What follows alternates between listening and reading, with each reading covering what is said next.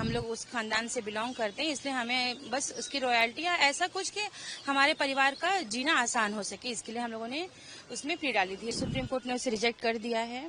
तो मुझे समझ नहीं आता कि हमारे साथ इतना अन्याय क्यों हो रहा है। हमने देश के प्रति वफादार रहने का ये सिला पाया है कि हमारे लिए सुनवाई तक नहीं हो रही है। हमारा फाइनेंशियल बैकग्राउंड इतना स्ट्रांग नहीं है कि मैं बार बार कोर्ट जा पाऊँ। वो हमारे रेड फोर्ट के क्लेम के लिए, मतलब क्लेम देखिए वैसे तो मिलने वाला तो है नहीं लाल किला, लेकिन हमारी ऐसी स्थिति है, हम लोग उस खानदान से बिलोंग करते हैं, इसलिए हमें बस उसकी रॉयल्टी या ऐसा कुछ कि हमारे परिवार का जीना आसान हो सके, इसके लिए हम लोगों ने उसमें प्ली डाली थी। लेकिन आज वो रिजेक्ट हो गई। इससे पहले भी हाई कोर्ट में वो 2 बार रिजेक्ट हो चुकी है, तो आज सुप्रीम कोर्ट ने उसे रिजेक्ट कर दिया है।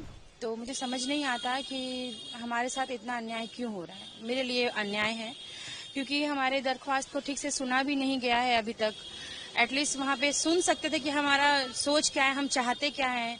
इससे पहले भी जैसे बहादुर शाह जफर के बारे में आप सभी जानते हैं, उन्होंने देश के लिए बहुत कुर्बानियां दी हैं। उनके बच्चों को काटा गया है सबके, मतलब उनके आंखों के सामने।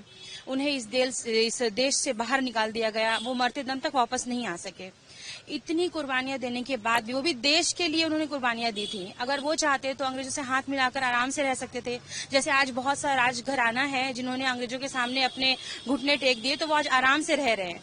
लेकिन हमने देश के प्रति वफादार रहने का ये सिला पाया है कि हमारे लिए सुनवाई तक नहीं हो रही है। सरकार भी हमारे तरफ ध्यान नहीं दे रही है। इससे पहले भी मेरे नाना बेदार बख्त, उन्होंने कई बार सरकार को लिखा है चिट्ठी वगैरह कि हमारे ऊपर ध्यान दिया जाए, पर उनकी चिट्ठी को भी हमेशा ही अनदेखा कर दिया गया है। वो अपने लिए न्याय मांगते मांगते इस दुनिया से चले गए। उसके बाद सुल्ताना जी ने भी कई बार हेल्प मांगी है सरकार से, लेकिन हमारे ऊपर कभी ध्यान नहीं दिया गया है। आखिर में हमें कोर्ट का दरवाजा खटखटाना पड़ा अपने न्याय के लिए, लेकिन आज वहां से भी हमें नाराजगी मिल गई है। अब मुझे ये समझ में नहीं आता है कि हम इस देश में और कहाँ जाए, कहाँ पे न्याय मांगे। अंग्रेजों ने इतने जुल्म किए हमारे ऊपर, इसके बाद अब इस सरकार में भी अगर हमें न्याय नहीं दिया तो हम और कहाँ जाएंगे। मुझे ये बात की समझ नहीं आती है। इसके बाद मैम आप लोगों का नेक्स्ट मूव क्या होगा, क्या स्टेप इसके बाद? देखिए, इसके बाद मेरा नेक्स्ट मूव क्या है, ये तो भी मेरी दिमागी स्थिति ठीक नहीं है, प्लस मेरी नानी सुल्ताना बेगम जी की तबीयत भी बहुत अच्छी नहीं है।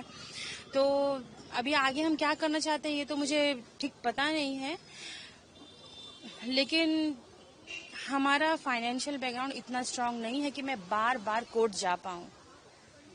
मैं इस सरकार से भी अपील करूंगी कि हमारे परिवार की तरफ प्लीज ध्यान दें, क्योंकि आज भी हमारे भारत में मुगलों के ही बनाए हुए इमारतों से कई लाख करोड़ों में रेवेन्यू आती है।